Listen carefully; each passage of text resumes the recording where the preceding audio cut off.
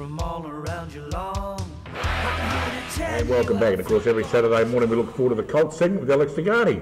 Yes, we do, Dick. And this morning of Colts, we look at East Geelong's side catching up with players Corey Stanley and their captain, Jimmy Mewett.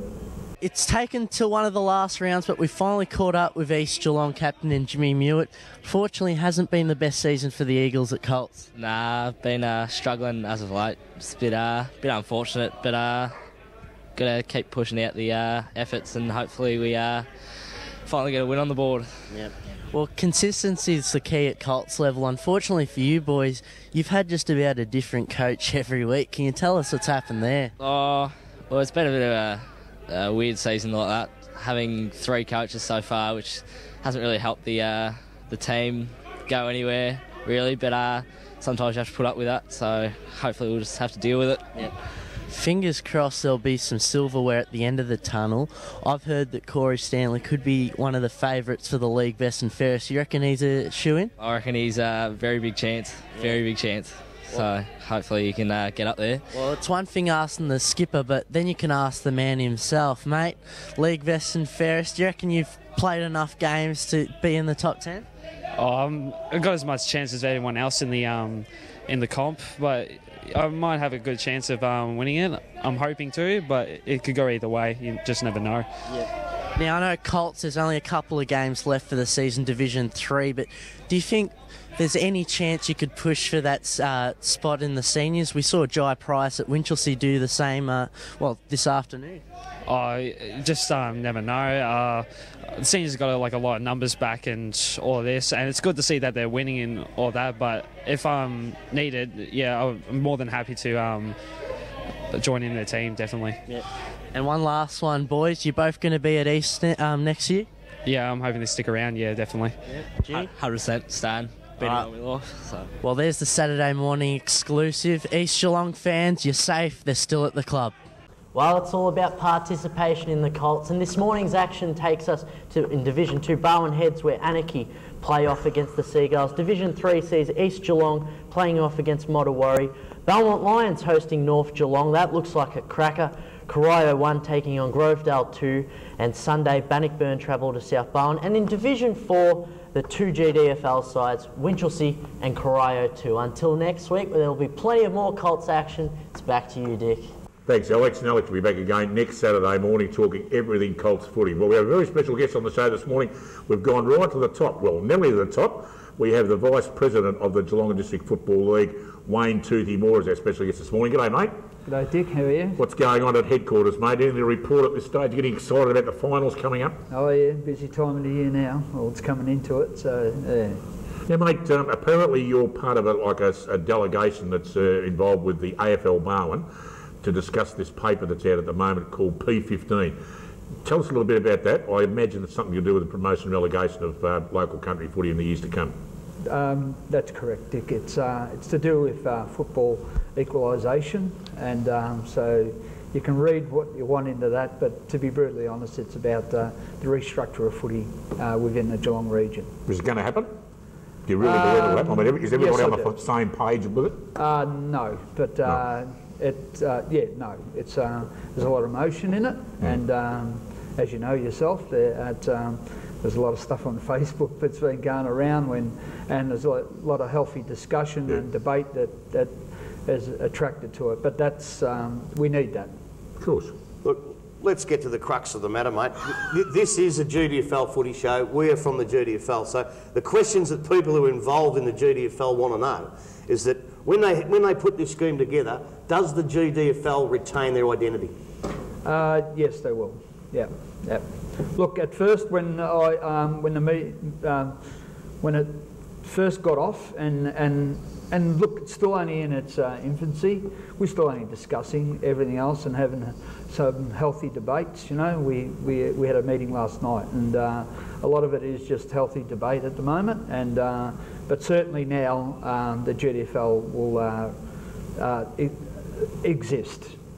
All 3 leagues will exist. So as an addition to what Grubby said, if this all comes to play one day, who will be controlling football in our region? Will it be AFL Barwon, or will it still be GDFL controlling their individual league as part of that structure? That's probably a real good question. That's a question that needs to be answered, and I'm not sure whether that answer is now or later.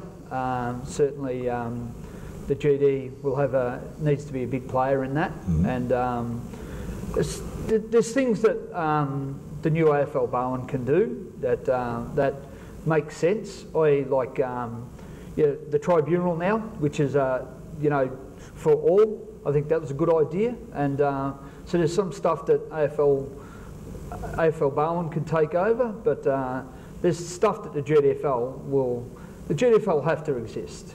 It has a business that it runs, $1 million business, and so it has to exist because it has to manage that. AFL Bowen can't manage that business.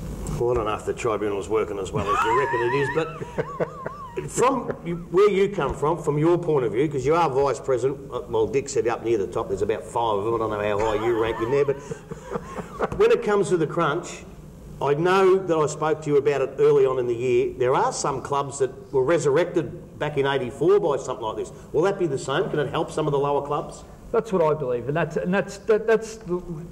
I look at it. And as I've spoken to you about it, and I said, everyone knows that I was at Anarchy for all my life, and